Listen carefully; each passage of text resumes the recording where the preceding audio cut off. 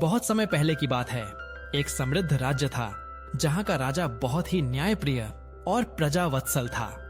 उसके पास एक सफेद हाथी था जो अपनी भव्यता और बुद्धिमत्ता के लिए दूर दूर तक प्रसिद्ध था।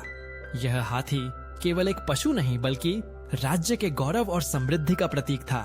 उसकी त्वचा दूध जैसी सफेद थी और उसके दांत ऐसे चमकते थे मानो मोतियों की माला हो।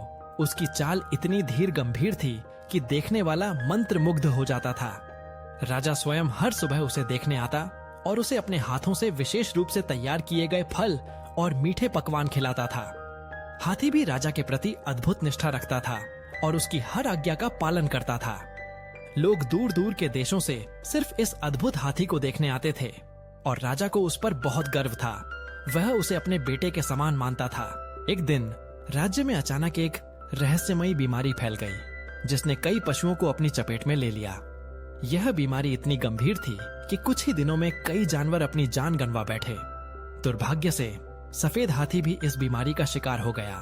उसका विशाल शरीर कमजोर पड़ने लगा, उसकी आंखें अपनी चमक खोने लगीं और उनमें उदासी छा गई। उसने भोजन करना भी छोड़ दिया और अपनी प्रिय जगह पर, जहां वह अक्सर आराम करता था, निष्क्रिय पड़ा रहता था। राजा ने तुरंत अपने राज्य के सबसे अनुभवी वैद्यों, हकीमों और पशु चिकित्सकों को बुलाया। उन्होंने जड़ी बूटियों से लेकर कई प्रकार के दुर्लभ उपचार किए। यहाँ तक कि दूसरे राज्यों से भी प्रसिद्ध वैद्यों को बुलवाया गया, लेकिन कोई फायदा नहीं हुआ। हाथी दिन ब दिन अपनी शक्ति खोता जा रहा था और उसकी हालत बिगड़ती चली गई। राजा की चिंता इतनी बढ़ गई कि उसने रातों की नींद त्याग दी। महल में सन्नाटा पसर गया, जैसे किसी प्रियजन के खोने का गम हो। राजा ने अपने सबसे प्यारे साथी को बचाने के लिए हर संभव प्रयास करने का संकल्प लिया। उसने पूरे राज्य में यह ऐलान करवाया कि जो कोई भी उसके प्यारे और अद्भुत हाथी को ठीक करेगा, उसे सोने के सिक्कों से तौला जाएगा, यानी उसके वजन के बराबर सोना दिया जाएगा और उसे राज्य में सबसे ऊंचा पद दिया जाएगा। यहाँ तक कि उसे अपने मुख्य सलाहकार के रूप में नियुक्त करने का भी वादा किया।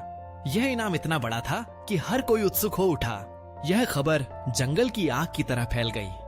कई स्वार्थी लोग, धोखेबाज वैद्य और तांत्रिक आए जिन्होंने हाथी को ठीक करने का दावा किया, लेकिन सब असफल रहे और कुछ ने तो हाथी की हालत और खराब कर दी। राजा की निराशा बढ़ती जा रही थी और उसे लग रहा था कि अब शायद उसका हाथी बच नहीं पाएगा।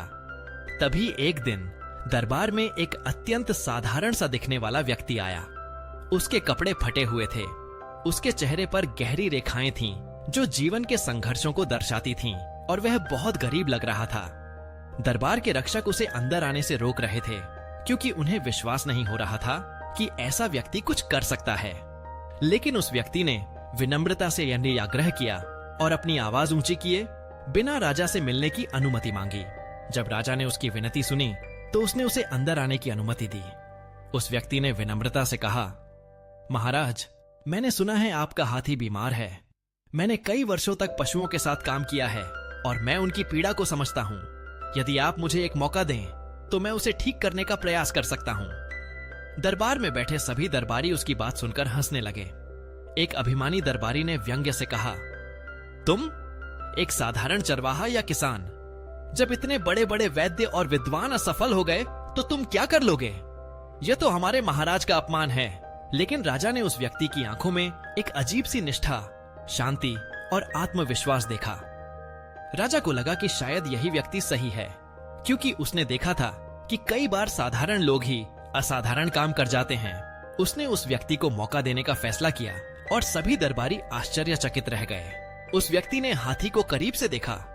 वह उसके पास धीरे से गया और बिना किसी डर के उसके विशाल शरीर को छूकर महसूस किया। उसने हाथी की उदास आंखों में देखा और उसकी धीमी कष्टप्रद सांसों को सुना।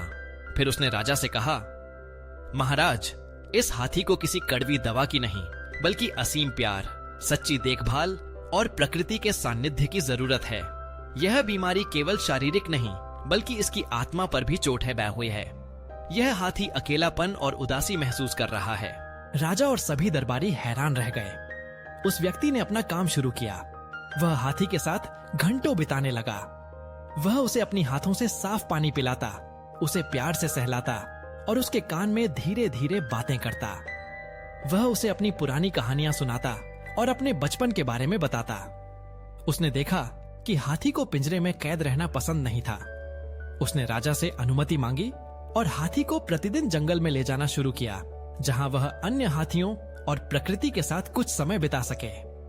उसने पाया कि हाथी को बांस के पौधे और कुछ विशेष जड़ी बूटियां पसंद थीं, जो उसे उसकी बीमारी से पहले बहुत पसंद थीं, लेकिन वैद्यों ने उन्हें वर्जित कर दिया था। उस व्यक्ति ने धीरे धीरे उसे वे चीजें खिलाना शुरू किया जो उसे भाती थीं और उसे ताजी हवा और धूप में रहने दिया। धीरे धीरे हाथी ने प्रतिक्रिया देना शुरू कर दिया।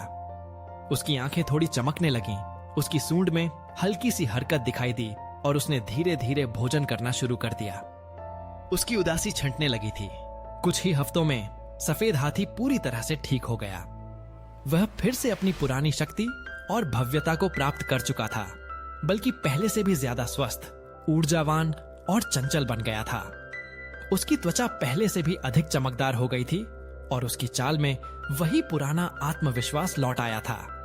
राजा यह देखकर बहुत प्रसन्न हुआ और उसकी आंखों में खुशी के आंसू आ गए। उसने उस व्यक्ति को अपने सिंहासन के पास बुलाया और उसे गले लगा लिया। राजा ने उसे अपना मुंहमांगा इनाम दिया, सोने के सिक्कों से तोला और उसे अपने मुख्य सलाहकार के रूप में नियुक्त किया। राज्य में चारों ओर खुशियां मनाई गईं और सफेद हाथी के ठीक होने का जश्न मनाया गया। वीडियो पसंद आया? लाइक करें, शेयर करें। अगर आप नए हैं तो सब्सक्राइब जरूर करें। इस वीडियो में आपकी पसंदीदा चीज क्या थी? हमें कमेंट करके बताएं। हमारे बढ़ते परिवार का हिस्सा बनने के लिए धन्यवाद। मिलते रहेंगे। आपके विश्वास के लिए हम आपके आभारी हैं। ऐसे ही साथ बने रहें। फिर मिलते हैं। मस्त रहिए।